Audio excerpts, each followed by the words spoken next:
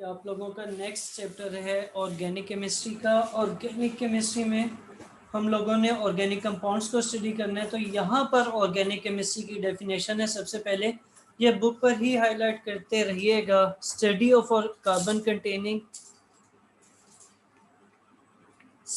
Carbon containing compound and their properties is called organic chemistry. Organic chemistry में हम ऐसे compounds को study करते हैं जो कि कार्बन कंटेनिंग होते हैं या जिनमें कार्बन जो है वो एज ए मेन कॉन्स्टिट्यूएंट आ रहा होता है। लेकिन कुछ ऐसे कंपाउंड्स हैं जो कि कार्बन कंटेनिंग होते हैं लेकिन हम उनको फिर भी ऑर्गेनिक केमिस्ट्री में स्टडी नहीं करते। तो वो कौन से कंपाउंड्स है, ये एक इम्पॉर्टेंट पॉइंट है क्योंकि ये वो हमने पहले बड़ी एक जनरल डेफिनेशन दे दी थी कि जितने भी कार्बन कंटेनिंग कंपाउंड्स हैं उनको आपने किस में स्टडी करना है, ऑर्गेनिक केमिस्ट्री में स्टडी करना है।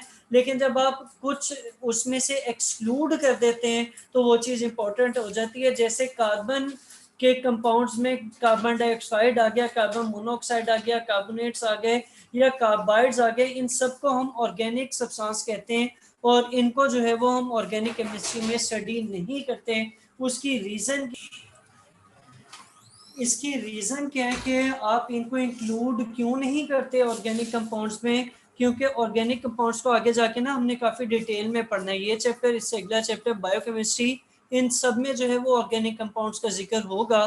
तो मैं आपको बता रहा था कि हम इन कंपाउंड्स को जिनमें carbon dioxide, carbon monoxide, carbonates या कार्बाइड्स हैं जो कि हैं तो कार्बन कंटेनिंग कंपाउंड्स, लेकिन आप ऑर्गेनिक केमिस्ट्री में स्टडी नहीं करते। उसकी रीज़न क्या? उसकी रीज़न ये है कि इनकी जो प्रॉपर्टीज होती हैं वो बिल्कुल डिफरेंट होती है ऑर्गेनिक कंपाउंड से। ठीक है, ऑर्गेनिक कंपाउंड से इनकी प्रॉपर्टीज डिफरेंट होती है जिसकी वजह से इनको ऑर्गेनिक कंपाउंड्स में या ऑर्गेनिक कंपाउंड्स के साथ या ऑर्गेनिक केमिस्ट्री में स्टडी नहीं किया जाता।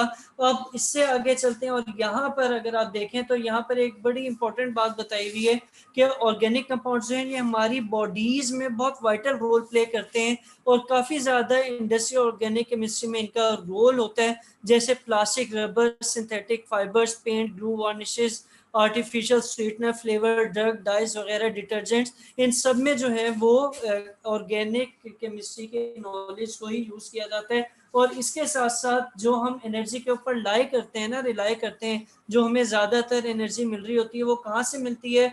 वो पेट्रोलियम, कोल और नेचुरल गैस से मिलती है। तो ये तीनों भी क्या हैं? ये तीनों भी ऑर्गेनिक मटेरियल्स ही हैं।